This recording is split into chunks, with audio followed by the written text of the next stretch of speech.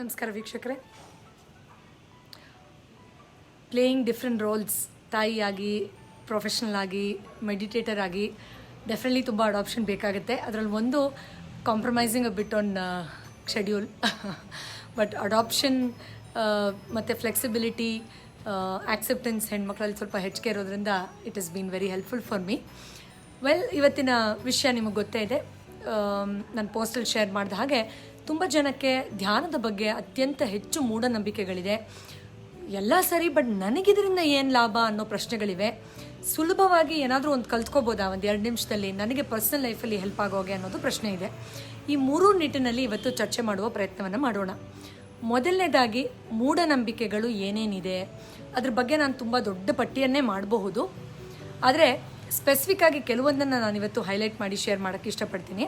ತುಂಬ ಜನ ಅಂದ್ಕೊಳ್ತಾರೆ ಧ್ಯಾನ ಅಂದ ತಕ್ಷಣ ಅದು ಕೇವಲ ಈ ಹೋಲಿ ಸೇಂಟ್ಗಳಿಗೆ ಅಥವಾ ಎಲ್ಲ ಬಿಟ್ಟು ಸಂಸಾರ ಎಲ್ಲ ಬಿಟ್ಟು ಸನ್ಯಾಸತ್ವ ತೊಗೊಂಡಿರೋರಿಗೆ, ವಿಭಿನ್ನವಾಗಿ ವಿಚಿತ್ರವಾಗಿ ಬಟ್ಟೆ ಹಾಕ್ಕೊಂಡಿರೋರಿಗೆ, ಅಥವಾ ತುಂಬ ಒಂಥರ ಎಲ್ಲರಿಂದ ಐಸೋಲೇಟ್ ಆಗೋಗಿರ್ತಾರಲ್ಲ ಆ ಥರದವ್ರಿಗೆ ಮಾತ್ರ, ಅಥವಾ ಅದು ತುಂಬ ಒಂದು ಸ್ಟ್ರಿಕ್ಟ್ ಡಿಸಿಪ್ಲಿನ್ ಬೇಕು, ಒಂದು ರೀತಿ ವಿಪರೀತವಾದ ಒಂದು ಸ್ಟ್ರಿಕ್ಟ್ ಪಾತನ್ನು ಫಾಲೋ ಮಾಡಬೇಕು, ಸೊ ನಮ್ಮಂಥವ್ರಿಗೆಲ್ಲ ಅದು ಸಾಧ್ಯ ಇಲ್ಲ ಬಿಡು ಅನ್ನೋದು ಕೆಲವ್ರ ಮನಸ್ಸಲ್ಲಿದ್ದರೆ ಇದು ತುಂಬ ಕಾಂಪ್ಲಿಕೇಟೆಡ್ ಇದು. ಸೊ ಪ್ರಾಬಬ್ಲಿ ನನಗೆ ಯೂಸ್ ಆಗಲ್ಲ, ನನಗೆ ಯಾವುದಾದ್ರೂ ಒಂದು ಸಿಂಪಲ್ ರೆಮಿಡಿ ಬೇಕು ಅಂತ ಅಂದ್ಕೊಳ್ಳೋರು ತುಂಬ ಜನ ಇರ್ತಾರೆ. ಸೊ ಈ ನಿಟ್ಟಿನಲ್ಲಿ ನಾವು ಯೋಚನೆ ಮಾಡೋದಾದರೆ ಅಥವಾ ಗಮನಿಸೋದಾದರೆ ಯಾವೆಲ್ಲ ಒಂದು ಮೂಢನಂಬಿಕೆಗಳನ್ನು ಹೊರತುಪಡಿಸಿ ನಾವು ಇದನ್ನು ನೋಡಬೇಕು ಅನ್ನೋದನ್ನು ಗಮನಿಸೋಣ ಬನ್ನಿ. ಮೊದಲನೇದಾಗಿ, ಯಾವುದೇ ರೀತಿಯಲ್ಲಿ ಇದು ನನಗಲ್ಲ ಅಥವಾ ಕೇವಲ ಯಾರೋ ಒಂದು ಸ್ಪೆಸಿಫಿಕ್ ಗ್ರೂಪ್ ಅವ್ರಿಗೆ ಮಾತ್ರ ಅಂತ ಅಂದ್ಕೊಳ್ಳೋದಕ್ಕೆ 2 ಪ್ರಮುಖ ಕಾರಣಗಳಿರಬಹುದು. ಒಂದು, ರೆಸಿಸ್ಟೆನ್ಸ್, ಅಂದರೆ ವಿಪರೀತವಾದ ಸಮಸ್ಯೆ, ಅನಾರೋಗ್ಯ ಅಥವಾ ನೆಗೆಟಿವಿಟಿಯಲ್ಲಿ ಇದ್ದಾಗ ಯಾವುದೋ ಒಂದು ಪಾಸಿಟಿವ್ ರೀತಿಯ ಒಂದು ನಾಲೆಡ್ಜ್ ಅಥವಾ ವಿಸ್ಡಮ್ ಅಥವಾ ಅನುಭವ ಯಾರಾದರೂ ಹೇಳ್ಕೊಂಡಾಗ ಅದು ನನಗಲ್ಲ, ನನಗೆ ಸೂಕ್ತ ಅಲ್ಲ ಅನ್ನೋ ಕಾರಣಗಳನ್ನು ನಮ್ಮದೇ ಮನಸ್ಸು, ಸೊಲ್ಯೂಷನ್ ಬೇಕು ಅಂತ ಗೊತ್ತಿದ್ರೂ ನಮ್ಮದೇ ಮನಸ್ಸು ಆ ರೆಸಿಸ್ಟೆನ್ಸ್ನ ಅಥವಾ ಅಡೆತಡೆಯನ್ನು, ಆ ಗೋಡೆಯನ್ನು ಕಟ್ತಾ ಇರುತ್ತೆ. ಅದು ಒಂದಾದರೆ, ಇನ್ನೊಂದು ಸೂಕ್ತವಾದ ರೀತಿಯ ಧ್ಯಾನ ಕ್ರಿಯೆಯನ್ನು ನೀವು ಮಾಡದೇ ಇರೋದು, ಅಂದರೆ ತುಂಬ ಟಿಡಿಯಸ್ ಆಗಿ ವಿಪರೀತ ಕಷ್ಟಕರವಾಗಿರೋದು, ಅಯ್ಯೋ ನನ್ನ ಮನಸ್ಸಿಗಂತೂ ಅದು ಆಗೋದೇ ಇಲ್ಲಪ್ಪ ಅನ್ನೋ ಥರದ್ದೊಂದು ಅನುಭವವನ್ನು ನೀವು ಪಡೆದಿರೋದ್ರಿಂದ ನಿಮಗೆ ಅತ್ಯಂತ ಸೂಕ್ತವಾದ ಧ್ಯಾನ ಸ್ಥಿತಿಗೆ ನೀವು ಹೋಗದೇ ಇರೋದು ಅಥವಾ ಅನುಭವಿಸ್ದೇ ಇರೋದು, ಯಾರೂ ಹೇಳ್ಕೊಡದೇ ಇರೋದು, ಈ ಥರದೊಂದು ಭಾವನೆಯನ್ನು ನಿಮ್ಮಲ್ಲಿ ಕ್ರಿಯೇಟ್ ಮಾಡಿರಬಹುದು. ಇನ್ನು ತುಂಬ ಸ್ಟ್ರಿಕ್ಟ್ ಆಗಿರಬೇಕು, ಅದಕ್ಕೆ ತುಂಬ ಮಡಿ ಮೈಲಿಗೆಯಲ್ಲಿ ಡಿಸಿಪ್ಲಿನ್ ಆಗಿರಬೇಕು ಅಂತೆಲ್ಲ ಅಂದ್ಕೊಳ್ಳೋರಿಗೆ ನಾನು ಹೇಳೋಕ್ಕೆ ಇಷ್ಟಪಡೋದು ಇಷ್ಟೇ. ಧ್ಯಾನ ಅನ್ನೋದು, ಈಗ ನಮಗೆ ತುಂಬ ದಿನ ಮಸಾಲೆ ದೋಸೆ ತಿನ್ನಲಿಲ್ಲ ಅಂದರೆ ಒಂದು ಟೆಂಪ್ಟೇಷನ್ ಬರುತ್ತೆ, ತಿನ್ನಬೇಕು, ಐಸ್ ಕ್ರೀಮ್ ತಿನ್ನಿಲ್ಲ ತಿನ್ನಬೇಕು ಅಂತ. ಆ ಥರ ಅದನ್ನು ಮಾಡಿದಾಗ ನಂಗೆ ಹೆಚ್ಚಿಗೆ ಎನರ್ಜಿ, ಒಳ್ಳೆ ಮನಸ್ಥಿತಿ ಬರುತ್ತೆ ಅನ್ನೋ ಒಂದು ಟೆಂಪ್ಟೇಷನ್ ರೀತಿ ಇರಬೇಕು, ಅಥವಾ ಅದನ್ನು ಮಾಡಬೇಕು ಅನ್ನೋ ಒಂದು ಉತ್ಸುಕತೆ ರೀತಿ ಇರಬೇಕು ಹೊರತು ಅಯ್ಯೋ ಮಾಡಬೇಕಲ್ಲ ಅಂತ ಫಿಯರಿಂದ ತುಂಬ ಸ್ಟ್ರಿಕ್ಟಾಗಿ ಭಯದಲ್ಲಿ ಮಾಡೋ ಅಂಥದ್ದಂತೂ ಖಂಡಿತವಾಗಿಯೂ ಅದಲ್ಲ. ಇನ್ನು ತುಂಬ ಕಾಮನ್ನಾಗಿ ಕೇಳ್ಪಡೋ ಮೂಢನಂಬಿಕೆ ಏನು ಅಂದರೆ, ಇದು ತುಂಬ ಸಿಂಪಲ್, ನನ್ನ ಕಷ್ಟಕರ ಸಮಸ್ಯೆಗೆ ಈ ಸಿಂಪಲ್ಲಾಗಿ ಕಣ್ಮುಚ್ಕೊಂಡು ಸುಮ್ಮನೆ ಹಿಂಗೆ ಕೂತ್ಕೊಂಡ್ಬಿಟ್ರೆ ಸೊಲ್ಯೂಷನ್ ಸಿಕ್ಬಿಡತ್ತಾ, ಹಾಗಿದ್ರೆ ಎಲ್ಲರೂ ಅದನ್ನೇ ಮಾಡಿಬಿಡ್ತಾಯಿದ್ರು, ಯಾಕೆ ಹೇಳಿ ಇಷ್ಟೆಲ್ಲ ಈಸಿಯಾಗಿ ಆಗ್ಬಿಡತ್ತಾ ಅನ್ನೋ ಥರದ ಭಾವನೆಯೂ ತುಂಬ ಜನಕ್ಕಿರುತ್ತೆ. ಒಂದು ಉದಾಹರಣೆ ಕೊಡ್ತೀನಿ. ಒಂದು ದೊಡ್ಡ ಬಾಗಿಲಿರುತ್ತೆ, ಅದು ಓಪನ್ ಮಾಡಬೇಕು ಅಂದರೆ ಚಿಕ್ಕದೊಂದು ಕೀನೇ ಬೇಕಾಗೋದು. ಸೊ ಯಾವುದೋ ಒಂದು ಮೆಥಡ್ ಸಿಂಪಲ್ ಅಂತ ಅಂದ್ಕೊಂಡಿದ್ದ ತಕ್ಷಣ ಅದು ವೀಕ್ ಅಂತ ಅಂದ್ಕೊಳ್ಳೋದು ನಮ್ಮದೇ ಮನಸ್ಥಿತಿಯ ಮೂಢನಂಬಿಕೆಯಿಂದ ಬಂದಿರೋದು. ಸೊ ಇವಾಗ 2ನೇ ಮಾರ್ಗ ಏನು, ನಿಮ್ಮ ಹತ್ರ ಕೀ ಇಲ್ಲ ಅಂತಂದರೆ, ನಿಮ್ಗೆ ಆ ಸಿಂಪಲ್ ಮೇಲೆ ನಂಬಿಕೆ ಇಲ್ಲ, ಆ ಸಿಂಪಲ್ ಎಲ್ಲ ವರ್ಕ್ ಆಗಲ್ಲ ಅಂತ ನಂಬಿಕೆ ಇಲ್ಲ ಅಂದರೆ ಬಾಗಿಲನ್ನ ಹೊಡೆದು ಒಳಗಡೆ ಹೋಗ್ಬೋದು. ಖಂಡಿತವಾಗಿಯೂ ಕೀ ಓಪನ್ ಮಾಡಿ ಒಳಗಡೆ ಹೋಗ್ತೀವಿ, ಬಾಗಿಲು ಹೊಡೆದ್ರು ಒಳಗಡೆ ಹೋಗ್ತೀವಿ. ಬಟ್ ಬಾಗಿಲು ಹೊಡೆದು ಹೋಗೋದ್ರಿಂದ ಏನೆಲ್ಲ ಡ್ಯಾಮೇಜ್ ಆಗುತ್ತೆ, ಬಾಗಿಲು ಡ್ಯಾಮೇಜ್ ಆಗುತ್ತೆ, ಗೋಡೆ ಡ್ಯಾಮೇಜ್ ಆಗುತ್ತೆ, ಇಡೀ ಮನೆಯೇ ಡ್ಯಾಮೇಜ್ ಆಗುತ್ತೆ ಅನ್ನೋದು ನಮಗೆ ಗೊತ್ತಿದೆ. ಸೊ ಇದೇ ನಿಟ್ಟಿನಲ್ಲಿ ಧ್ಯಾನ ಅನ್ನೋದು ಒಂದು ಕೀ ಥರ, ಸಿಂಪಲ್ಲಾಗಿ ಈಸಿಯಾಗಿ ಅದನ್ನು ಅಪ್ರಾಪ್ರಿಯೇಟಾಗಿ ಯೂಸ್ ಮಾಡಿ, ಅಪ್ರಾಪ್ರಿಯೇಟ್ ಕೀನ ಯೂಸ್ ಮಾಡಿದ್ರೆ, ಸೂಕ್ತವಾಗಿರೋ ಕೀನ ಉಪಯೋಗಿಸಿದ್ರೆ ನಿಮ್ಮ ಒಳಮನಸ್ಸನ್ನು ತೆರೆದು ಅದಕ್ಕೆ ಸಂಬಂಧಪಟ್ಟ ಏನು ನ್ಯೂನತೆ ಇದೆಯೋ ಸೊಲ್ಯೂಷನ್ ಹುಡುಕ್ಬೋದು. ಆದರೆ ಇಲ್ಲ ನನಗೆ ಆ ಸಿಂಪ್ಲಿಸಿಟಿಯಲ್ಲಿ ನಂಬಿಕೆ ಇಲ್ಲ, ನಾನು ಬಾಗಿಲೇ ಹೊಡಿತೀನಿ ಅಂದರೆ ನಮ್ಗೆ ಗೊತ್ತಿದೆ ಅದು ಯಾವ್ಯಾವ ಡ್ಯಾಮೇಜಸ್ ಆಗುತ್ತೆ ಅಂತ. ಸೊ ಅದು ಕೆಮಿಕಲ್ಸ್ ಇರ್ಬೋದು, ಅಥವಾ ಅದನ್ನು ಸರಿಯಾಗಿ ನೋಡ್ಕೊಳ್ದೆ ನಮಗೆ ಸರ್ಜರಿಗಳಾಗುವಂಥ ಅಥವಾ ಇಂಜುರಿಗಳಾಗುವಂಥದ್ದು ಇರ್ಬೋದು. ಅದು ಪರ್ಮನೆಂಟಾಗಿ ನಮ್ಮ ದೇಹವನ್ನು, ಮನಸ್ಸನ್ನು, ಅಥವಾ ಮನಸ್ಥಿತಿ ಹಾಳಾದರೂ ಅದಕ್ಕೆ ಇಂಪಾರ್ಟೆನ್ಸ್ ಕೊಡದೆ ನಮ್ಮ ಮೆದುಳನ್ನೇ ಹಾಳು ಮಾಡೋ ಸ್ಥಿತಿಗೆ ಹೊರಟೋಗುತ್ತೆ. ಇನ್ನು ತುಂಬ ಜನ ಹೇಳ್ತಾರೆ, ಮೇಡಮ್ ನಾನು ಪೂಜೆ ಪುನಸ್ಕಾರ ಮಾಡ್ತೀನಿ, ಪ್ರಾರ್ಥನೆ ಮಾಡ್ತೀನಲ್ಲ, ಹಾಗಾದರೆ ಧ್ಯಾನ ಯಾಕೆ ಬೇಕು, ಅದನ್ನೇ ಮಾಡ್ತಾ ಇದ್ದೀನಲ್ಲ ಅಂತ. ಖಂಡಿತವಾಗಿಯೂ ಪೂಜೆ ಪುನಸ್ಕಾರ, ಪ್ರಾರ್ಥನೆ, ನಂಬಿಕೆಗೆ ಸಂಬಂಧಪಟ್ಟಿರೋದು ತುಂಬ ಅಮೋಘವಾದ, ಅದ್ಭುತವಾದ ಪರಿವರ್ತನೆಯನ್ನು ಜೀವನದಲ್ಲಿ ತರುತ್ತೆ, ಅದರಲ್ಲಿ 2ನೇ ಮಾತೇ ಇಲ್ಲ. ಆದರೆ ಪ್ರಾರ್ಥನೆ ಮಾಡಿದಾಗ ನಾವು ದೇವರ ಜೊತೆ ಪ್ರಶ್ನೆಗಳ ಮೂಲಕ ಅಥವಾ ಏನೋ ಸೊಲ್ಯೂಷನ್ ಮೂಲಕ ಒಂದು ನಂಬಿಕೆ ಮೂಲಕ ಕನೆಕ್ಟ್ ಆಗ್ತೀವಿ. ಧ್ಯಾನ ಮಾಡಿದಾಗ ಅದಕ್ಕೆ ನಮಗೆ ಸ್ವಯಂ ಪ್ರೇರಿತವಾಗಿ ಉತ್ತರ ಸಿಗ್ತಾ ಹೋಗುತ್ತೆ. ಸೊ ಧ್ಯಾನ ಅನ್ನೋದು ಎಲ್ಲ ಜ್ಞಾನೋದಯ ಪಡೆದವರು ಹೇಳಿರುವ ಒಂದು higher discipline, deeper subject. So ಇವೆರಡು ಪ್ರಮುಖ ಡಿಫ್ರೆನ್ಸಸ್ ಇದೆ ಅನ್ನೋದನ್ನು ನಾವು ಅರ್ಥ ಮಾಡಿಕೊಳ್ಳೇಬೇಕು. ಇನ್ನು ತುಂಬ ಜನ ಹೇಳ್ತಾರೆ ಆಯ್ತಾಯ್ತು ಇದೆಲ್ಲ ಓಕೆ, ಬಟ್ ನನಗೇನು ಉಪಯೋಗ ಇದೆ ಹೇಳಿ ಅಂತ. ಇದಕ್ಕೂ ಒಂದು ಉದಾಹರಣೆ ಕೊಡೋಕ್ಕೆ ಇಷ್ಟಪಡ್ತೀನಿ. ಈಗ ನಾವು ಎಲ್ಲರೂ ನಮ್ಮ ಜೀವನದಲ್ಲಿ ಏನೇನು ಪ್ರೊಫೆಷನಲ್ ಇದೀವೋ ಅಥವಾ ಏನು ಮಾಡ್ತಾಯಿದ್ದೀವೋ, ಅಟ್ಲೀಸ್ಟ್ ಮೋಸ್ಟ್ ಆಫ್ ಅಸ್ ತುಂಬ ಆಸೆ ಪಟ್ಟಿರ್ತೀವಿ. ನಾನು ಅದೇ ಆಗಬೇಕು, ನಾನು ಅದೇ ಆಡಿಟರ್ ಆಗಬೇಕು, ಅಡ್ವೊಕೇಟ್ ಆಗಬೇಕು, ಈ ಡಾಕ್ಟ್ರೇ ಆಗಬೇಕು, ಇದೇ ಟೈಪ್ ಇಂಜಿನಿಯರ್ ಆಗಬೇಕಂತಲೇ ನಂಗೆ ತುಂಬ ಆಸೆ ಇತ್ತು, ನನಗೆ ಆ್ಯಕ್ಟರೇ ಆಗಬೇಕಾಗಿತ್ತು ಅಂತ.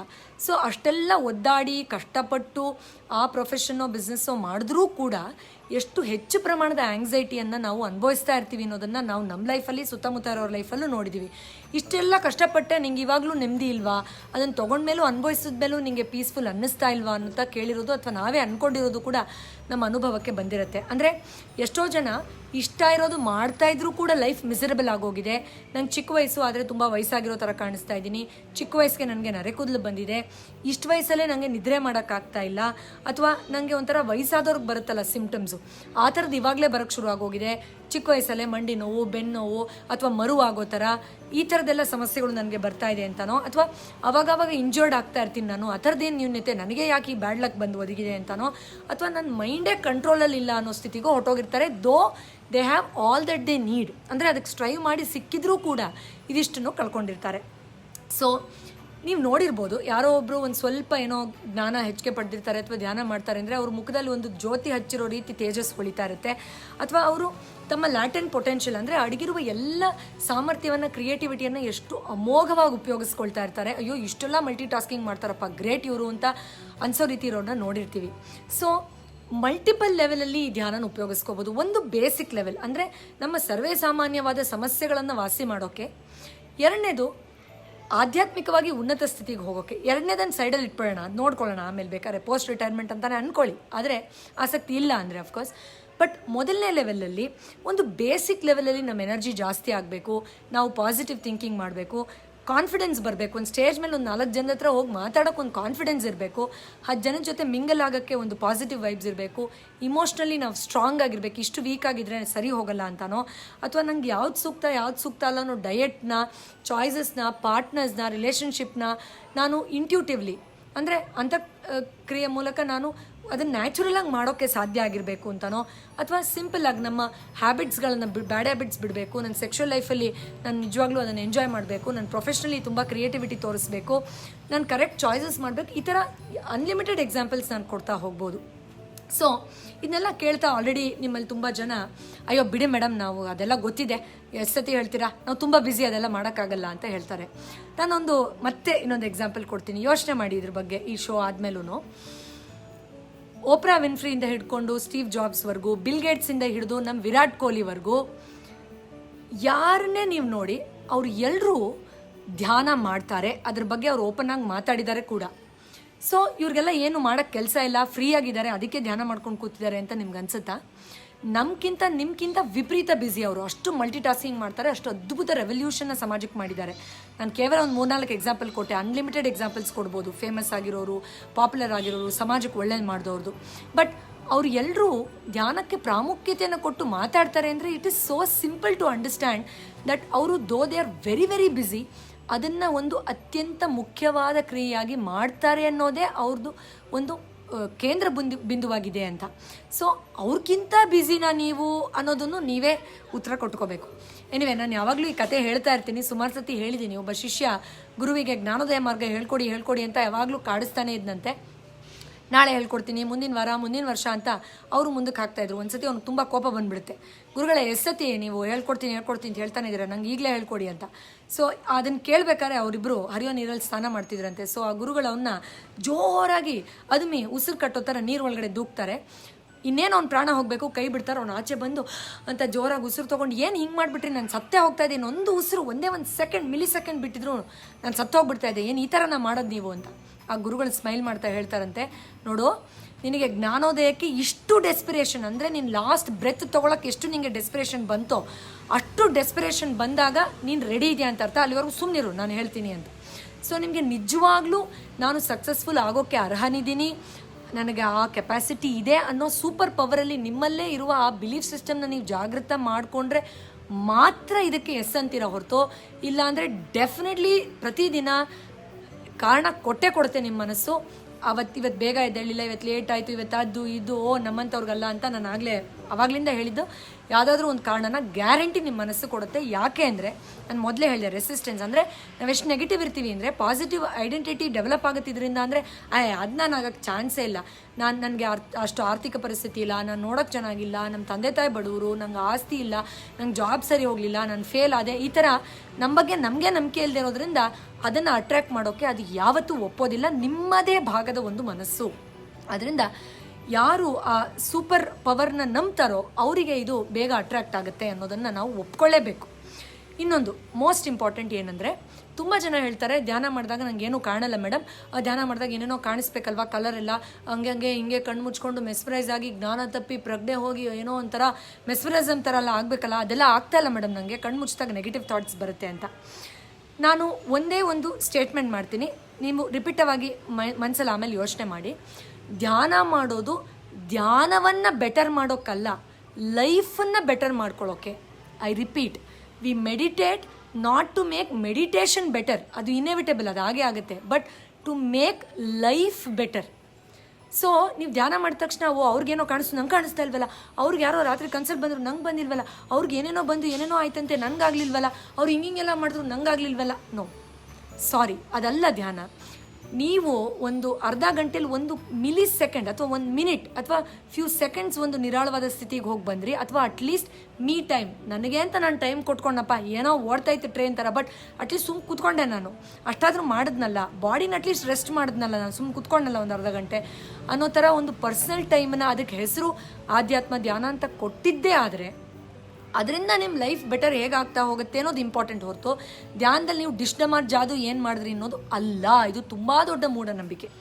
ಎನಿವೆ, ಸೊ ಹಾಗಾದರೆ ಏನು, what exactly can we do?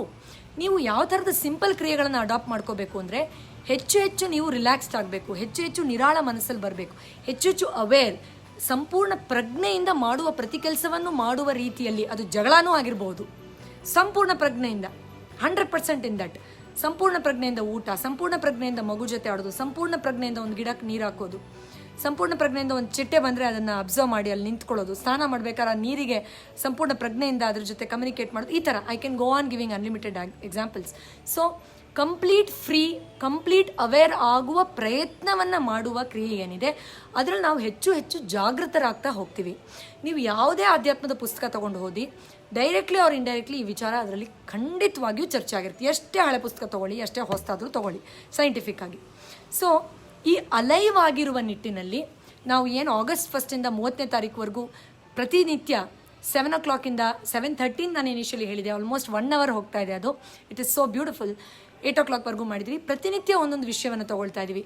ಇನ್ನೊಬ್ಬರ ಕಡೆ ದ್ವೇಷ ಇರೋದನ್ನು ಹ್ಯಾಂಡಲ್ ಮಾಡೋದಾಗಿರ್ಬೋದು, ನಮ್ಮ ಬಗ್ಗೆ ನಾವು ಹೆಚ್ಚಿಗೆ ತಿಳ್ಕೊಳ್ಳೋದಾಗಿರ್ಬಹುದು, ಅಥವಾ ಒಂದು ವಸ್ತುವನ್ನು ಪ್ರೀತಿಸೋದ್ರಿಂದ ಆ ಪ್ರೀತಿಯನ್ನು ನನ್ನ ಒಳಗಡೆ ಜಾಗೃತ ಮಾಡಿ ಹೆಚ್ಚು ಅದನ್ನು ಅಟ್ರ್ಯಾಕ್ಟ್ ಮಾಡೋದು ಹೇಗೆ ಇರಬಹುದು, ಅಥವಾ ಸಾಕಷ್ಟು ವಿಚಾರಗಳು. ಅಂದರೆ ಆಧ್ಯಾತ್ಮವನ್ನು ಅತಿ ಸುಲಭವಾಗಿ ಅರ್ಥ ಮಾಡಿಕೊಂಡು ನನ್ನಲ್ಲಿರೋ ನೆಗೆಟಿವ್ ಥಾಟ್ಸನ್ನು ಹೇಗೆ ಇದು ಮಾಡೋದು, ಅಥವಾ ತುಂಬ ವರ್ಷದಿಂದ ಕಾಡೋ ಪ್ರಶ್ನೆಗೆ ಉತ್ತರವನ್ನು ಹುಡ್ಕೋ ರೀತಿ ಹೇಗೆ, ಈ ಥರ ಅನ್ಲಿಮಿಟೆಡ್. ಇನ್ಫ್ಯಾಕ್ಟ್ ನಿನ್ನೆ ನಾವು ಇನ್ಸೆಕ್ಯೂರಿಟಿ ಬಗ್ಗೆ ಒಂದು ಧ್ಯಾನ ಕ್ರಿಯೆಯನ್ನು ಮಾಡಿದ್ವಿ. ಅಂದರೆ ನಮಗೆ ನಂಬಿಕೆನೇ ಇರಲ್ಲ ನಮ್ಮ ಪೊಟೆನ್ಷಿಯಲ್ ಬಗ್ಗೆ, ಬಿಕಾಸ್ ನಮಗೆ ಎಷ್ಟೊಂದು ಫೀಡಿಂಗ್ ಆಗಿರುತ್ತೆ. ಅದನ್ನು ಬ್ರೇಕ್ ಮಾಡಿ ಹೇಗೆ ನಮ್ಮದು ರಿಯಲ್ ಟ್ಯಾಲೆಂಟನ್ನು, ಸರ್ವೈವಲ್ ಟ್ಯಾಲೆಂಟನ್ನು ಹೇಗೆ ಆಚೆ ತರೋದು, ಈ ಥರ ಸುಲಭವಾಗಿ ನೀವು ಯಾವ ಥರ ಮಾರ್ಗದಲ್ಲಿ ಬೇಕಾದ್ರೂ ಕಲಿಬೋದು, ಅದನ್ನು ಮಾಡ್ತಾ ಹೋಗಬೇಕು. ಈ ನಿಟ್ಟಿನಲ್ಲಿ ಆಲ್ರೆಡಿ 8 ದಿನಗಳ ಕಾಲ ನಾವು 100 ಜನರನ್ನು ಪ್ರಪಂಚದಾದ್ಯಂತ ಬೇರೆ ಬೇರೆ ಸ್ಟೂಡೆಂಟ್ಸ್ ಎಲ್ಲ ಎನ್ರೋಲ್ ಮಾಡ್ತಾ ಇದ್ದೀವಿ. ಸೊ ನಿಮ್ಗೆ ಆಸಕ್ತಿ ಇದ್ದರೆ, ಯಾಕಂದರೆ ತುಂಬ ಜನ ಈಗಲೂ ಎನ್ರೋಲ್ ಮಾಡ್ಕೋಬೋದಾ, ಸ್ಟಾರ್ಟ್ ಆಗೋಗಿದೆಯಾ ಅಂತ ಕೇಳ್ತಾ ಇದ್ದೀರಾ, ನಿಮ್ಗೆ 8 ದಿನದ ರೆಕಾರ್ಡಿಂಗ್ ಸಿಗುತ್ತೆ ಆ್ಯಂಡ್ ನೀವು ಕಂಟಿನ್ಯೂ ಮಾಡ್ಬೋದು. ಬಿಕಾಸ್ 30 ಡೇಸಲ್ಲಿ 8 ಡೇಸ್ ಅಷ್ಟೇ ಆಗಿರೋದು. ಸೊ ನೀವು ಆ 8 ಡೇಸ್ ರೆಕಾರ್ಡಿಂಗ್ ತೊಗೊಂಡು ನೀವು ಫಾಲೋಅಪ್ ಮಾಡಿ ಕಂಟಿನ್ಯೂ ಮಾಡ್ಬೋದು. ಆಸಕ್ತರು ಡೆಫಿನೆಟ್ಲಿ ಎನ್ರೋಲ್ ಮಾಡ್ಬೋದು. ಇನ್ನು ಸೈಂಟಿಫಿಕ್ಕಾಗಿ ಕೆಲವ್ರು ಕೇಳ್ತೀರಾ, okay madam theory all good fine, ನಾವು ನೋಡಿದ್ದೀವಿ ಮೆಡಿಟೇಟ್ ಮಾಡೋರೆಲ್ಲ ಉದ್ಧಾರ ಆಗಿರೋದು, ಬಟ್ ಸೈಂಟಿಫಿಕಲಿ ಹೇಳಿ ಅಂತ ಹೇಳ್ತಾರೆ. ಸೊ ಅನ್ಫಾರ್ಚುನೇಟ್ಲಿ ಒಂದು ವೆಸ್ಟರ್ನ್ ಮೈಂಡ್ಸೆಟ್ ನಮ್ಮಲ್ಲಿರೋದ್ರಿಂದ ಅದನ್ನು ಹೇಳಿದ್ರೇ ನಂಬಿಕೆ ಬರೋದಾದರೆ ಅದನ್ನು 1 ಅಲ್ಲ 2 ಅಲ್ಲ 1000 ಉದಾಹರಣೆ ಅದರಲ್ಲೇ ಕೊಡ್ಬೋದು. ಪ್ರತಿ ಸಾರಿ ನಾನು ಸೈಂಟಿಫಿಕ್ಕಾಗೂ as a doctor of alternative medicine ಅದನ್ನು ಹೇಗೆ ನಾನು ಲಾಜಿಕಲಿ ತಿಳಿಸ್ಬೋದು ಅದನ್ನು ಮಾಡ್ತಾನೆ ಬಂದಿದ್ದೀನಿ. ಸೊ ಇದು ಪ್ರೂವನ್, ಸುಮಾರು ರಿಸರ್ಚಲ್ಲಿ ಇದು ಪ್ರೂವ್ ಆಗಿದೆ. ಏನಪ್ಪ ಅಂದರೆ, ನೀವು ಯಾವುದೇ ಗ್ರೂಪ್ ಆಫ್ ಪೀಪಲ್ನ ತೊಗೊಳ್ಳಿ, ಪರ್ಫಾರ್ಮೆನ್ಸ್ ಅವರು ಒಂದು ಟೂಲ್ ಮ್ಯಾನೇಜ್ಮೆಂಟಿಂದ ಹಿಡ್ಕೊಂಡು ಒಂದು 10 ಜನ ಸ್ಟೂಡೆಂಟ್ಸ್ನ ಹ್ಯಾಂಡಲ್ ಮಾಡೋ ರೀತಿನೋ ಅಥವಾ ಒಂದು ಬ್ಯಾಂಕಲ್ಲಿ ಕೆಲಸ ಮಾಡೋ ರೀತಿನೋ, ಯಾವುದೋ ಬೇರೆ ಬೇರೆ ಫೀಲ್ಡಲ್ಲಿ ಬೇರೆ ಬೇರೆ ಅರೇನಲ್ಲಿ ಅದನ್ನು ಚೆಕ್ ಮಾಡಿದ್ದಾರೆ. ಧ್ಯಾನ ಯಾರ್ಯಾರು ಮಾಡ್ತಾರೋ ಅವರು ಮಾಡದೇ ಇರೋರ್ಗಿಂತ ಮಿನಿಮಮ್ 43 to 45% ಬೆಟರ್ ಪರ್ಫಾರ್ಮ್ ಮಾಡ್ತಾರೆ. ಅಂದರೆ ಆಲ್ಮೋಸ್ಟ್ ಡಬಲ್ ಆಯಿತು ಅನ್ನೋದು ಪ್ರೂವ್ ಆಗಿದೆ ಬೇರೆ ಬೇರೆ ಫೀಲ್ಡಲ್ಲಿ. So it is a natural thing that ಅವ್ರಿಗೆ ಅದು ಒಂದು ಕೆಪಬಿಲಿಟಿ ನ್ಯಾಚುರಲ್ ಆಗಿ ಜಾಗೃತವಾಗುತ್ತೆ ಅಂತ. ಇನ್ನೊಂದು ಸೈಂಟಿಫಿಕ್ ಆಗಿ ಹೇಳೋದಾದರೆ, ಇಲ್ಲಿ ನೋಡಿ, ಮೆದುಳಲ್ಲಿ ಒಂದು ನಮ್ಮ ಮೆದುಳಲ್ಲೇ ಇರುವ ಒಂದು ಭಾಗ ಇದೆ, ಅದಕ್ಕೆ ನಾವು ಕಾರ್ಪಸ್ ಕೊಲೋಸಮ್ ಅಂತ ಕರಿತೀವಿ. ಇದು ನಮ್ಮ ಎಡ ಮತ್ತು ಬಲ ಭಾಗದ, ಗ್ರೀನಲ್ಲಿ ಹೈಲೈಟ್ ಆಗಿದೆಯಲ್ಲ ಅದು ಬಲ ಮತ್ತು ಎಡಭಾಗದ right and left hemisphere of the ಬ್ರೈನ್ನ ಬೈಂಡ್ ಮಾಡುತ್ತೆ. ಅವೆರಡು ಕಮ್ಯುನಿಕೇಟ್ ಮಾಡೋಕ್ಕೆ ಸಹಾಯ ಮಾಡುತ್ತೆ. ಸೊ ಈ ಕೊಲೋಸಮ್ ಅನ್ನೋದಿದೆಯಲ್ಲ, ಇಲ್ಲಿ ಗ್ರೀನ್ ಕಲರ್ ಹೈಲೈಟ್ ಆಗಿದೆಯಲ್ಲ, ಇದು ಧ್ಯಾನ ಮಾಡೋರಲ್ಲಿ ಹೆಚ್ಚು ತಿಕ್ಕಾಗಿರುತ್ತೆ, ಆರೋಗ್ಯಕರವಾಗಿರುತ್ತೆ ಅನ್ನೋದು ಪ್ರೂವ್ ಆಗಿದೆ. ಸಾಕಷ್ಟು ಬೇರೆ ಬೇರೆ ರೀತಿಯ ರಿಸರ್ಚ್ಗಳನ್ನು ಮಾಡಿ ಇದನ್ನು ಪ್ರೂವ್ ಮಾಡಿದ್ದಾರೆ. ಸೊ ನೀವು ಆ್ಯಕ್ಚುಲಿ ಇದನ್ನು ಗೂಗಲ್ಲು ಮಾಡಿ ಈಸಿಯಾಗಿ ತಿಳ್ಕೊಬೋದು. ಮೆಡಿಟೇಟರ್ಸಲ್ಲಿ ಇದು ಹೆಚ್ಚಿಗೆ ಆರೋಗ್ಯಕರವಾಗಿರುತ್ತೆ. ಸೊ ಏನಿದು ರೈಟ್ ಆ್ಯಂಡ್ ಲೆಫ್ಟ್ ಹೆಮಿಸ್ಫಿಯರ್ ಯಾಕೆ ಒಂದಕ್ಕೊಂದು ಚೆನ್ನಾಗಿ ಕಮ್ಯುನಿಕೇಟ್ ಮಾಡಬೇಕು ಅಂದರೆ, ನಮ್ಮ ಬಲಭಾಗದ ಮೆದುಳು ಕ್ರಿಯೇಟಿವಿಟಿಯನ್ನು ರೆಪ್ರೆಸೆಂಟ್ ಮಾಡುತ್ತೆ, ಕ್ರಿಯಾಶೀಲತೆ. ಹೆಚ್ಚಿಗೆ ಎಡಭಾಗದ ಏನಿದೆ ಮೆದುಳು, ಅದು critical thinking, analytical thinking, logic. So ಅವೆರಡು ಒಂದಕ್ಕೊಂದು ಚೆನ್ನಾಗಿ ಕಮ್ಯುನಿಕೇಟ್ ಮಾಡಿದಾಗ ಮಾತ್ರ ಮನುಷ್ಯ ಮಾನಸಿಕವಾಗೂ ಬೆಟರ್ ಆಗೋಕ್ಕೆ ಸಾಧ್ಯ, ದೈಹಿಕವಾಗಿ ಬೆಟರ್ ಆಗೋಕ್ಕೆ ಸಾಧ್ಯ, ಆ್ಯಂಡ್ ಮೋಸ್ಟ್ ಇಂಪಾರ್ಟೆಂಟ್ಲಿ ಅವನು ಯಾವುದೇ ಸಿಚುವೇಶನ್ನ ಥ್ಯಾಂಕ್ಫುಲ್ ಆಗಿ ಹ್ಯಾಂಡಲ್ ಮಾಡೋಕ್ಕೆ ಸಾಧ್ಯ. ಒಂದು ಉದಾಹರಣೆ ಕೊಡ್ತೀನಿ. ಇವಾಗ ಏನೋ ಡಿಸಾಸ್ಟರ್ ಬಂದುಬಿಡ್ತು ಅಂತ ಇಟ್ಕೊಳ್ಳಿ. ಸೊ ಏನೋ ಎಮರ್ಜೆನ್ಸಿ, ಏನೋ ಆಗೋಯ್ತು. ಯೂಶ್ವಲಿ ನಮ್ಮ ಮನಸ್ಸು ಹೇಗೆ ರಿಯಾಕ್ಟ್ ಮಾಡುತ್ತೆ? ಫುಲ್ ಅಲ್ಲೋಲ ಕಲ್ಲೋಲ ಆಗೋಗುತ್ತೆ ಮನಸ್ಸು, ನಿದ್ರೆ ಕೆಟ್ಟೋಗುತ್ತೆ, ಅದರಿಂದ ನೆಗೆಟಿವ್ ಥಾಟ್ಸ್ ಬರುತ್ತೆ, ಅನಾರೋಗ್ಯ ಬರೋಕ್ಕೆ ಶುರುವಾಗುತ್ತೆ, ಇಮಿಡಿಯೇಟ್ ಬಾಡಿಲಿ ಚೇಂಜಸ್ ಆಗುತ್ತೆ. ಅದೇ ಒಬ್ಬ ಮನುಷ್ಯನಿಗೆ ಈ ಕಮ್ಯುನಿಕೇಷನ್ ಬೆಟರ್ ಇದೆ ಧ್ಯಾನದ ಮೂಲಕ ಅಂತಾದರೆ, ಅವನು ಅದೇ ಸಂಗತಿಯನ್ನು ಹೆಚ್ಚು ಕ್ರಿಯೇಟಿವ್ ಆಗಿ, ಹೆಚ್ಚು ಹ್ಯೂಮರಸ್ ಆಗಿ, ಹೆಚ್ಚು ಕ್ರಿಯಾಶೀಲತೆಯಿಂದ, ಹೆಚ್ಚು ಕಾಮ್ ಆಗಿ ಮತ್ತು ಹೆಚ್ಚು ಒಂಥರ ಹ್ಯಾಪಿಯಾಗಿ ಅದನ್ನು ಹ್ಯಾಂಡಲ್ ಮಾಡ್ತಾರೆ ಅನ್ನೋದು ಕೂಡ ಪ್ರೂವ್ ಆಗಿದೆ. ಸೊ ವಿಟ್ಟಿ ಸೊಲ್ಯೂಷನ್ಸ್ ಅಂದರೆ, ಏನೋ ಒಂದು ಸಂದಿಗ್ಧ ಪರಿಸ್ಥಿತಿ ಬಂದಾಗ ಯಾರಿಗೆ ಈ ಒಂದು ಭಾಗದ ಮೆದುಳು ಚೆನ್ನಾಗಿದೆಯೋ ಅವರು ಹೆಚ್ಚು ಸ್ಮಾರ್ಟ್ ಸೊಲ್ಯೂಷನ್ಸ್ನ ಪ್ರೊಡ್ಯೂಸ್ ಮಾಡ್ತಾರೆ ಅನ್ನೋದಕ್ಕಿಂತ ಇನ್ನೇನು ಬೇಕು ನಮಗೆ ಪ್ರೂಫ್ ಅಥವಾ ವ್ಯಾಲಿಡೇಷನ್. ಆ್ಯಂಡ್ ನಾನು ಇವ್ರ ಹತ್ರನೇ ಕಲೀರಿ, ಹೀಗೆ ಕಲೀರಿ, ಬನ್ನಿ ಅಂತ ಆ ಥರ ಹೇಳ್ತಾ ಇಲ್ಲ. ನೀವಿದನ್ನು ಮಾಡಿಲ್ಲ ಅಂದರೆ ಏನು ಲಾಸ್ ಮಾಡ್ಕೊಳ್ತಾ ಇದ್ದೀರಾ ಲೈಫಲ್ಲಿ ಅಂತ ತಿಳಿ ಹೇಳ್ತಾ ಇದ್ದೀನಿ ಅಷ್ಟೇ. ಆ್ಯಂಡ್ ಮೋಸ್ಟ್ ಇಂಪಾರ್ಟೆಂಟ್, ಇದನ್ನು ನಾನು ನನ್ನ ಕ್ಲೈಂಟ್ಸಲ್ಲಿ ಸುಮಾರು ನೋಡಿರೋದೇನು ಅಂದರೆ, ಅವ್ರ ಲೈಫಲ್ಲಿ ತುಂಬ ಕಯಾಸ್, ಅಂದರೆ ಆರ್ಡರ್ ಇಲ್ಲದೆ ಇರೋ ಥರದ್ದು ಒಂದು ಪರಿಸ್ಥಿತಿಯಲ್ಲಿ ತುಂಬ ಟೆನ್ಷನ್ಗೊಳಗಾಗಿರ್ತಾರೆ. ಅಂದರೆ ಆಫೀಸಲ್ಲಿ ನಡೀತಾ ಇರೋ ಯಾವುದೋ ಸ್ಟ್ರೆಸ್ಸು ಪರ್ಸನಲ್ ಲೈಫಿಗೆ ಸ್ಪಿಲ್ ಆಗುತ್ತೆ, ಗಂಡ ಹೆಂಡ್ತಿದ್ದು ಯಾವುದೋ ಒಂದು ಜಗಳ ಪ್ರೊಫೆಷನಲ್ ಲೈಫಲ್ಲಿ ಸ್ಪಿಲ್ ಆಗುತ್ತೆ, ಬಿಸ್ನೆಸ್ ಮೇಲೆ ಸ್ಪಿಲ್ ಆಗುತ್ತೆ, ಅಥವಾ ರಾತ್ರಿ ನಿದ್ರೆ ಬರ್ತಾ ಇಲ್ಲ, ಇಡೀ ದಿನದ ನೆಕ್ಸ್ಟ್ ಕೆಲಸ ಅಲ್ಲಿ ಹಾಳಾಗುತ್ತೆ. ಸೊ ಈ ಆರ್ಡರ್ ಇಲ್ಲದೆ ಇರೋದು ಒಂದೊಂದು ಇನ್ನೊಂದಕ್ಕೆ ಇನ್ಫ್ಲುಯೆನ್ಸ್ ಮಾಡ್ತಾ ಹೋಗುತ್ತೆ. ಸೊ ಧ್ಯಾನ ಮಾಡೋರಿಗೆ ಆ ಒಂದು ಸಿಂಕ್ರಾನಿಸಿಟಿ, ಆರ್ಡರ್ ಬೆಟರ್ ಆಗುತ್ತೆ ಅವರ ಲೈಫ್ ಸ್ಟೈಲಲ್ಲಿ ಅನ್ನೋದು ಕೂಡ ಸುಮಾರು ರಿಸರ್ಚ್ಗಳಲ್ಲಿ ಪ್ರೂವ್ ಆಗಿರೋ ಸಂಗತಿ. ಸೊ ಏನು ಮಾಡ್ಬೋದು, ಯಾವ ಬೆಸ್ಟ್ ಟಿಪ್ ನೀವು ಹೇಳ್ಬೋದು? ನಾನು ಇದನ್ನು ಹೇಳ್ಕೊಡೋಕ್ಕಿಂತ ಮುಂಚೆ ಒಂದು ನಮ್ಮ ಉಪನಿಷತ್ತುಗಳಲ್ಲಿ ಹೇಳಿರೋ ಒಂದು ವಿಷಯ, ಎಲ್ಲ ರಿಲಿಜಿಯನಲ್ಲೂ ಇದನ್ನು ಹೇಳಿದ್ದಾರೆ ಬೇರೆ ಬೇರೆ ಭಾಷೆಯಲ್ಲಿ. What you seek is within you. ನೀವು ಏನು ಹುಡುಕ್ತಾ ಇದ್ದೀರೋ ಅದು ನಿಮ್ಮ ಒಳಗಡೆನೇ ಇದೆ. ಇದು ನೀವು ಯಾವುದೇ ರಿಲಿಜನ್, ಯಾವುದೇ ಹೋಲಿ ಟೆಕ್ಸ್ಟ್ ತೊಗೊಳ್ಳಿ, ಅದರಲ್ಲಿ ಮೆನ್ಷನ್ ಮಾಡಿದ್ದಾರೆ. ಸಾವಿರಾರು ವರ್ಷದಿಂದ ಎಲ್ಲ ಭೂಮಿಯ ಬೇರೆ ಬೇರೆ belief system, 72,000 different belief systems ಇದೆಯಂತೆ ಭೂಮಿ ಮೇಲೆ, ಹ್ಯೂಜ್ ನಂಬರ್. ಎಲ್ಲರೂ ಇದನ್ನು ಹೇಳ್ತಾರೆ ಅಂದರೆ, ಹಾಗಾದರೆ ಇದು ಎಷ್ಟು ಮ್ಯಾಜಿಕಲ್ ವಾಂಡ್, ಅಂದರೆ ಒಂದು ಜಾದುಕಿ ಜಡಿ ಥರ ಎಷ್ಟು ಒಂದು ಮ್ಯಾಜಿಕ್ ಮಾಡೋ ಒಂದು ಯಂತ್ರ ಇದು ಅನ್ನೋದನ್ನು ನಾವು ಅರ್ಥ ಮಾಡ್ಕೋಬೇಕು. ಏನದು ವಿದಿನ್ ಮೀ ಅಂತಿರಲ್ಲ, ಏನದು? ಅದನ್ನು ಕಂಡುಕೊಳ್ಳೋ ಪ್ರಯತ್ನವನ್ನು ನಾವೇ ಮಾಡಬೇಕಾಗತ್ತೆ. ಎನಿವೆ, ಸೊ ನಾನಿಲ್ಲಿ ಕನ್ಕ್ಲೂಷನಲ್ಲಿ 2 ಧ್ಯಾನ ಕ್ರಿಯೆಯನ್ನು ಹೇಳ್ಕೊಡ್ತೀನಿ.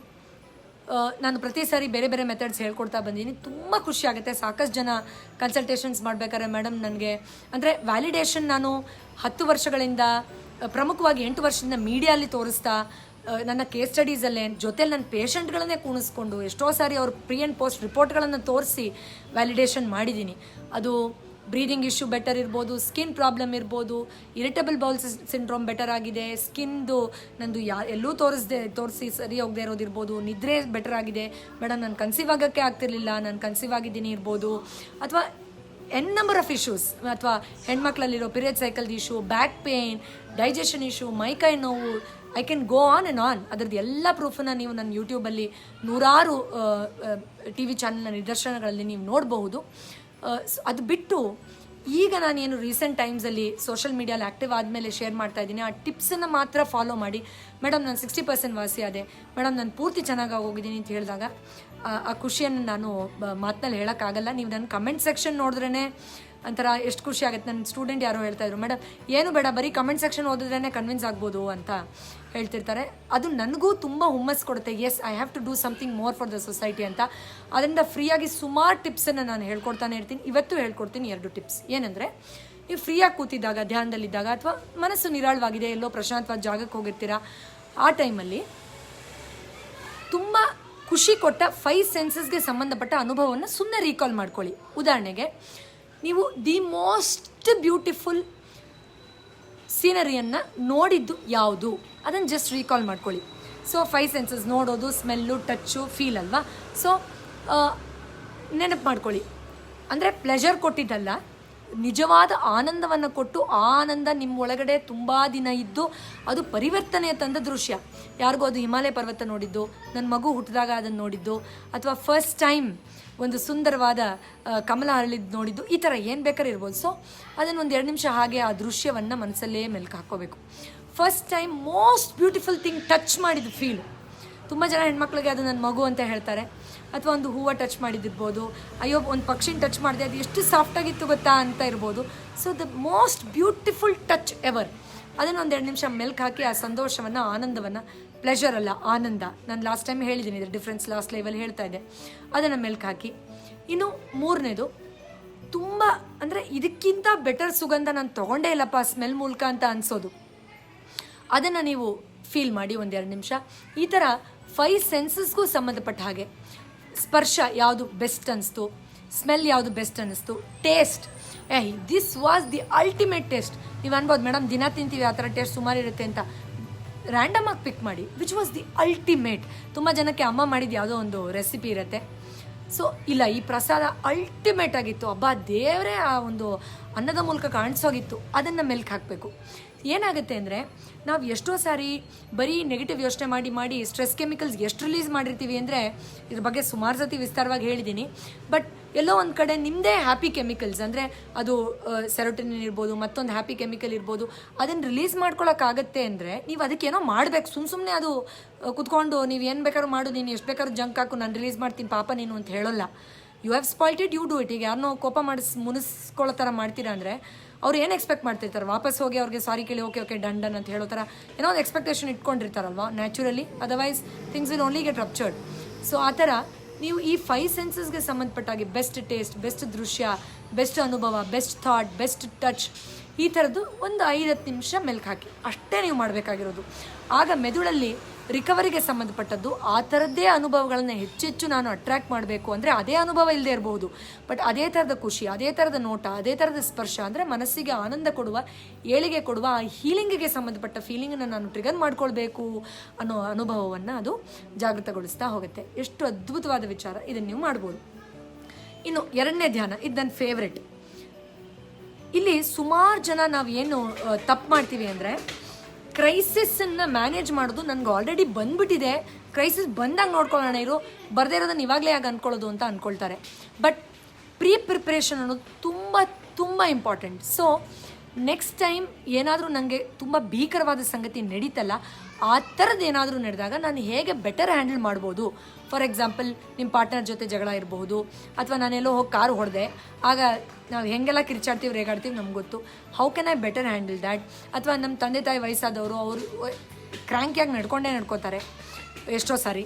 ಸೊ ಅದನ್ನು ಹೇಗೆ ನಾನು ಬೆಟರ್ ಹ್ಯಾಂಡಲ್ ಮಾಡ್ಬೋದಾ? ಗೊತ್ತಿದೆ ನನ್ನ ಬಾಸ್ ಹೀಗೆ, ನಾನು ಇನ್ನು 3 ವರ್ಷ ಕೆಲಸ ಚೇಂಜ್ ಮಾಡೋಕ್ಕಾಗಲ್ಲನೂ ಗೊತ್ತಿದೆ, ಇನ್ನು ಹೇಗೆ ಸ್ಮಾರ್ಟಾಗಿ ಹ್ಯಾಂಡಲ್ ಮಾಡ್ಬೋದು, ಮಾಡ್ದಾಗ ನೋಡ್ಕೊಳ್ಳೋಣ ಅನ್ನೋದು ನಮ್ಮ ಆ್ಯಟಿಟ್ಯೂಡು. ಅಥವಾ ಮಾಡಿದಾಗ ನಾವು ಫುಲ್ ಆ್ಯಂಗ್ಸೈಟಿ, ಅದು ಇದು XYZ ABCD ಎಲ್ಲ ಸೇರಿಸಿ ಬ್ಲಾಸ್ಟ್ ಮಾಡಿಬಿಡ್ತೀವಿ. But let's imagine how better can I be during that time, how can I manage that crisis better. ಅದನ್ನು ಬ್ಲೆಸ್ ಮಾಡೋದು, ಆ ಸನ್ನಿವೇಶಕ್ಕೆ ಪ್ರೀತಿ ಕೊಡೋದು, ಆ ವ್ಯಕ್ತಿಗೂ, ಆ ನೆಗೆಟಿವ್ ವ್ಯಕ್ತಿಗೂ ಪ್ರೀತಿ ಕೊಟ್ಟು ಈ ಥರ ನಾನು ಬೆಟರಾಗಿ ಹ್ಯಾಂಡಲ್ ಮಾಡ್ತಾ ಇದ್ದೀನಿ. ಇನ್ಫ್ಯಾಕ್ಟ್ ಆ ಹ್ಯಾಂಡ್ಲಿಂಗ್ ನೋಡಿ ನನ್ನ ಸುತ್ತಮುತ್ತ ವಾ ಏನಿದು ಇಷ್ಟು ಚೆನ್ನಾಗಿ ಮಾಡಿದೆ ಅಂತ ಅನ್ನಿಸ್ಬೇಕು ಅವ್ರಿಗೆ. ಆ ಥರ ಮಾಡ್ತಾ ಇದ್ದೀನಿ ಅಂತ ಸುಮ್ಮನೆ ಮೈಂಡಲ್ಲಿ ಒಂದು 2 ನಿಮಿಷ ಇಮ್ಯಾಜಿನ್ ಮಾಡ್ಕೊಳ್ಳಿ, ಪುರ್ಸತ್ತಿದ್ದಾಗ, ಫ್ರೀ ಇದ್ದಾಗ. ಇನ್ನೂ ಸಾಕಷ್ಟು ವಿಚಾರ ಮಾತಾಡ್ಬೋದು, ಬಟ್ ಐ ಆಮ್ ಸಾರಿ, ಸಮಯದ ಅಭಾವ ಇದೆ. ನನಗೀಗ ಓಮ್ ಮೆಡಿಟೇಷನ್ ಇದೆ. ಅದಾದಮೇಲೆ ನಮ್ಮ ರೆಗ್ಯುಲರ್ ಕ್ಲಾಸ್ ಏನು ಸ್ಟಾರ್ಟ್ ಮಾಡಿದ್ದೀವಿ ಸ್ವಯಂ ಪ್ರೀತಿದು, ಅದರ 9ನೇ ಸಂಚಿಕೆ ಇವತ್ತಿದೆ. ಅದರಿಂದ I cannot go on like this. But ಇವೆರಡು ಅದ್ಭುತವಾದ meditation, one of my favourites also. Try ಮಾಡಿ. ಕನ್ಕ್ಲೂಷನ್ ಒಂದೇ ಒಂದು ಹೇಳ್ತೀನಿ ಸ್ನೇಹಿತರೆ. ಸಾರಿ, ಇವತ್ತು ಸುಮಾರು ಜನದ ಕಮೆಂಟ್ಸ್ ಓದೋಕ್ಕಾಗಲಿಲ್ಲ. ಸುಮಾರು ಜನ ಏನೇನೋ ಕಳಿಸಿದ್ರಿ. So let's probably next time ನಾನು ಹೆಚ್ಚಿಗೆ ಅದನ್ನು ಗಮನಿಸೋಕೆ ಟ್ರೈ ಮಾಡ್ತೀನಿ. ಸೊ ಲಾಸ್ಟಲ್ಲಿ ಒಂದು ವಿಷಯ ಹೇಳೋಕ್ಕೆ ಇಷ್ಟಪಡ್ತೀನಿ. ಯಾರೆಲ್ಲ ನಾನು ಇವಾಗ ಹೇಳಿದ್ದೋ ಮತ್ತೊಂದೋ ಇನ್ನೊಂದೋ ಯಾವುದೋ ಇರ್ಬೋದು, ಧ್ಯಾನ ಮಾಡ್ತಾ ಇಲ್ವೋ, ನೀವು ಇಮ್ಯಾಜಿನೂ ಮಾಡ್ಕೊಳಕ್ಕಾಗಲ್ಲ ನೀವೇನು ಕಳ್ಕೊಳ್ತಾ ಇದ್ದೀರಾ ಲೈಫಲ್ಲಿ ಅಂತ. You can't even imagine what you are missing on. ನಿಮ್ಗೆ ಆ ಕಲ್ಪನೆ ಕೂಡ ಬರೋಕ್ಕಾಗಲ್ಲ. ನೀವು ಏನು ಬೆಟರ್ ಆಗ್ತೀರಾ ಅದ್ರ ಕಲ್ಪನೆಯೂ ನೀವು ಈ ಮನಸ್ಸಿನ ಸ್ಥಿತಿಯಲ್ಲಿ ಮಾಡ್ಕೊಳಕ್ಕಾಗಲ್ಲ. ಯಾರೊಬ್ಬ ವ್ಯಕ್ತಿ ರೆಗ್ಯುಲರಾಗಿ ಮಾಡಿರ್ತಾರೋ 6 ತಿಂಗಳು 1 ವರ್ಷ, ಅವ್ರನ್ನೂ ಕೇಳಿದ್ರೆ ದಿನ ಮಾಡ್ತಿದ್ರಲ್ಲ ಏನಾಯ್ತು ಸರ್ ಅಂತ ಅವ್ರು ಹೇಳ್ತಾರೆ, ಇಷ್ಟೆಲ್ಲ ಅದ್ಭುತಗಳು ನಡೀತಾರೆ ನಮ್ಮ ಲೈಫಲ್ಲಿ ಅಂತ. ಸೊ ಅದು ಫಿಸಿಕಲಿ ಇರ್ಬೋದು, ಇಮೋಷ್ನಲಿ ಇರ್ಬೋದು, ಪರ್ಸ್ನಲಿ ಇರ್ಬೋದು, ಅಥವಾ ಸ್ಪಿರಿಚುಲಿ ಇರ್ಬೋದು. It could be anything and definitely mentally ಇರ್ಬೋದು. ಅದರಿಂದ ಸ್ನೇಹಿತರೆ, ಸಮೃದ್ಧಿ ವೆಲ್ನೆಸ್ ಸೆಂಟರ್ನ ಒಂದು ಕಳಕಳಿಯ ಮನವಿ ಇಷ್ಟೇ. ನೀವು ನಮ್ಮ ಫ್ರೀ ಸೆಷನ್ಸ್ ಅಟೆಂಡ್ ಮಾಡ್ತಿರೋ, ಅಥವಾ ಪೇಯ್ಡ್ ಸೆಷನ್ಸ್ ಅಟೆಂಡ್ ಮಾಡ್ತಿರೋ, ಅಥವಾ ಲೈವ್ ನೋಡ್ತಿರೋ, ಇಲ್ಲ ಟಿ ವಿಲಿ ನೋಡ್ತಿರೋ, ದಟ್ ಈಸ್ ಡೆಫಿನೆಟ್ಲಿ ಸೆಕೆಂಡ್ರಿ. ಇದರಿಂದ ಇನ್ಫ್ಲುಯೆನ್ಸ್ ಆಗಿ ನೀವು ಒಂದು ಕಮೆಂಟ್ ಹಾಕಿದ್ರೆ, ಹೌದು ಮೇಡಮ್ ನನ್ನಿಂದ 2 ನಿಮಿಷ ಮಾಡ್ತೀನಿ, ಒಂಚೂರು ಬೆಟರ್ ನಿದ್ರೆ ಬಂತು, ಒಂದು ಸ್ವಲ್ಪ ಪರವಾಗಿಲ್ಲ ಇವಾಗ ರಿಲೇಷನ್ಶಿಪ್, ಈ ಥರ. That is exactly our ultimate destination. ಇದ್ರ ಬಗ್ಗೆ ಒಂದು ಎಪಿಸೋಡೇ ನಾನು ಮಾಡಿದ್ದೆ. And definitely the rest of the things are secondary and of third priority. So I hope ಈ ಮಾಹಿತಿ ನಿಮಗೆ ಉಪಯೋಗ ಆಗುತ್ತೆ ಅಂತ ನಾನು ಯಾವಾಗಲೂ ಹೇಳ್ತಿರ್ತೀನಿ. ಕೋಟ್ ಕೂಡ ಬರೆದಿದ್ದೀನಿ, ನೀವು ಯಾರಿಗಾದ್ರೂ ಬೆಸ್ಟ್ ಗಿಫ್ಟ್ ಕೊಡ್ಬೋದು ಅಂತಾದರೆ ಅದು ಧ್ಯಾನ ಕಲಿಸೋದು ಬಿಟ್ಟು ಧ್ಯಾನ ಮಾಡಿ ಅಂತ ಇನ್ಫ್ಲುಯೆನ್ಸ್ ಮಾಡೋದು ಬಿಟ್ಟು ಬೇರೆ ಯಾವುದೂ ಆಗೋಕ್ಕೆ ಸಾಧ್ಯನೇ ಇಲ್ಲ. ಅದರಿಂದ ಈ ಇನ್ಫಾರ್ಮೇಷನ್ ಆದಷ್ಟು ನಿಮ್ಮ ಸ್ನೇಹಿತರ ಜೊತೆ, ನಿಮ್ಮ ಪರಿಚಯಸ್ಥರ ಜೊತೆ ಹಂಚ್ಕೊಳ್ಳೋ ಪ್ರಯತ್ನವನ್ನು ಅಟ್ಲೀಸ್ಟ್ ಮಾಡಿ. ಇಷ್ಟ ಆದರೆ ಈ ಪೇಜ್ನ ಲೈಕ್ ಮಾಡಿ, ಫಾಲೋ ಮಾಡಿ.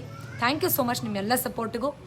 ತುಂಬ ಖುಷಿಯಾಗುತ್ತೆ ನೀವೆಲ್ಲ ಪರಿವರ್ತನೆಯ ಕಡೆ ಚಿಕ್ಕ ಚಿಕ್ಕ ಸ್ಟೆಪ್ಸನ್ನು ತೊಗೊಳ್ತಾ ಇರೋದು. ಬೇಬಿ ಸ್ಟೆಪ್ಸೇ ಕೊನೆಗೆ ದೊಡ್ಡ ಪ್ರಮಾಣದಲ್ಲಿ ನಮ್ಮನ್ನು ಸ್ಟ್ರಾಂಗ್ ಮಾಡೋದು. So I wish you all the best. 6 ಗಂಟೆಗೆ, ಅಥವಾ ಆ್ಯಕ್ಚುಲಿ ನನ್ನ ಟೈಮ್ ಎಷ್ಟು ಗೊತ್ತಿಲ್ಲ, ಇನ್ನು ಸ್ವಲ್ಪದಲ್ಲೇ ಓಮ್ ಧ್ಯಾನ ಸ್ಟಾರ್ಟ್ ಆಗುತ್ತೆ. ಮತ್ತೆ ಸಿಗ್ತೀನಿ. ನಮಸ್ಕಾರ, ಒಳ್ಳೆದಾಗಲಿ. ಮುಂದಿನ ವಾರ ಇನ್ನೊಂದು ಔಷಧ ರಹಿತ ಚಿಕಿತ್ಸೆಯ ಜೊತೆ ಭೇಟಿಯಾಗೋಣ. ಅಲ್ಲಿವರೆಗೂ ಎಲ್ರಿಗೂ ಒಳ್ಳೆಯದಾಗಲಿ. ನಮಸ್ಕಾರ.